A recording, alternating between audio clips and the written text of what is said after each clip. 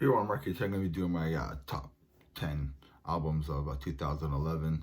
Let's get this started right away. Number 10, I have Autopsy, Macabre Eternal. This is their 5th studio album on Peaceville Records.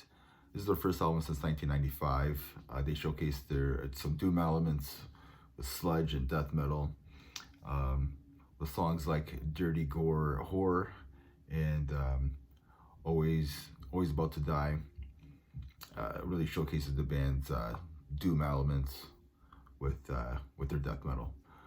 To me, this is like if Black Sabbath went death metal, to be honest. Number 9, I have Toxic Holocaust, Conjure and Command. This is a crossover thrash with Joe Grind. He does all of the instruments on here and the vocals himself as well. This is he released his 4th studio album on Relapse Records. This is like a straightforward thrash metal with the blackened style vocals. Joe Grime plays the drums on here. He doesn't use programmed drums like some bands do, like Hellripper, right? So number 9, Toxic Holocaust. Number 8, I have Warbringer, War Turns Asunder. The band formed in 2004. These thrashers from California released their 3rd studio album on Century Media. I think with this album, the band started to create their own formula for their albums. After this one, you could really hear the progress that they're making to their sound. They're tighter, cleaner, starting to fine-tune things, and really started playing to their strengths. Living Weapon is my favorite track on this album. Number 7, I have Machine Head the Locust. This is the band's 7th studio album, produced and mixed by Rob Flynn. This is also the last album with bass player Adam Deuce. I really loved this album when it first came out. I do think there's a couple weaker tracks on this album, but songs like I Am Hell, Be Still and Know, Locust, This Is the End really make up for those weaker tracks. I really love the song This Is Who We Are. I love singing the choruses. I really love the part where the kids are singing, this is who we are, this is what I am. Yeah, so number 7, I have Machine Head the Locust. Number 6, I have Revocation, Chaos of Forms. Yeah, this is a technical death metal band from Boston featuring main man Dave Davidson. Releasing the 3rd studio album on Relapse Records. This could be their best album. I kind of stopped following these guys after this album because, like, to be honest, like life, just life in general. I do like this album, and I do like their last release. They came out like about a year ago.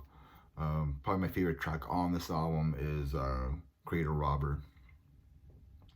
Moving right along, let's go to number 5. I have Sosis, Edge of the Earth. They released their 2nd studio album on Nuclear Blast. This is the first album where Josh Middleton does vocals, and also this is the first album to feature Alex Bailey on guitar. I didn't realize that this album was like an hour and 15 minutes long, but it's still a banger of an album. Yeah, the songs are longer. They're more progressive compared to their thrashier debut release, which I love that album.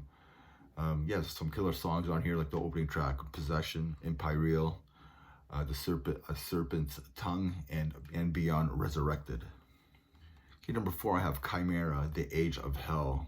Yeah, this new wave of American heavy metal from Ohio. Chimera released their 6th studio album, and it's a banger of an album. I really love this album. To me, this is the last Chimera album. They have one album after this, but the lineup, only Mark Hunter was the only member left. This album has its hits, The Age of Hell, Clockwork, Losing My Mind, and my favorite, Time Is Running Out, and more killer songs on this album. So number 4, I have Chimera, The Age of Hell.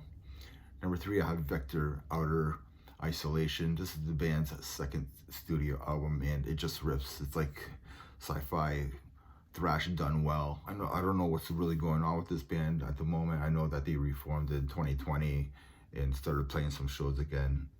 They have like a unique, there's like a unique black and style vocals by David Dos Santos. It really makes this speed thrash sound different to me. I mean, go listen to the track Dying World and let me know what you think. So number 3, I have Vector, Outer Isolation. Number 2, I have Havoc, Time Is Up on Candlelight Records. This thrash band from California released their second studio album, and it's a banger from start to finish. I guess the band was going through some lineup changes, and the majority of the songs were written by the vocalist and guitarist David Sanchez and drummer Jesse DeLuz Santos. Tracks like DOA, Covering Fire, the opening track, Prepare for Attack, and more are just barn burners. This whole album is a thrasher piece. Yeah, it's one of my favorite thrash metal albums of all time. So number 2, I have Havoc, Time Is Up.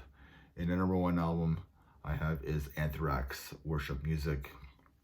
This is the band's 10th studio album, the return of Joey Belladonna. It's a killer album.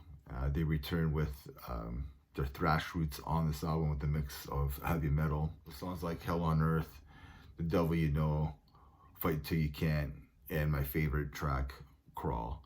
So yeah, so those are my top 10 albums of 2011. Just to recap, my top 3 are number 3, Vector, Outer Isolation.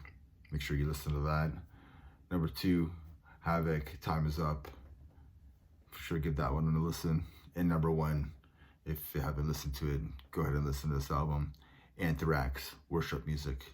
And remember everybody, metal never dies. Cheers, have a nice weekend.